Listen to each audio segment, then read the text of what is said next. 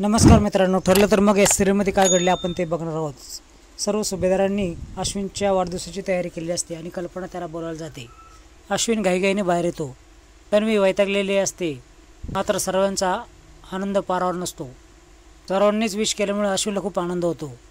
अश्विनचा वाढदिवस तन्वी मात्र विसरलेली असते. अश्विन केक कापतो आणि सर्वांचे आभार मानतो. सर्वजण त्याला केक भरवतात. कल्पना बोलते, तन्वी तू पण भरव ना.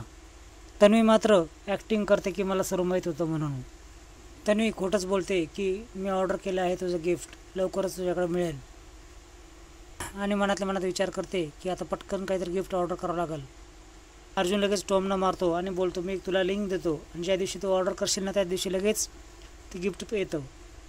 जाऊ दे ना अर्जुन, का भांडणं करून काढतोस असं तो बोलतो. भांडणात अजून सुरूच झाले नाही असं म्हणतो अर्जुन.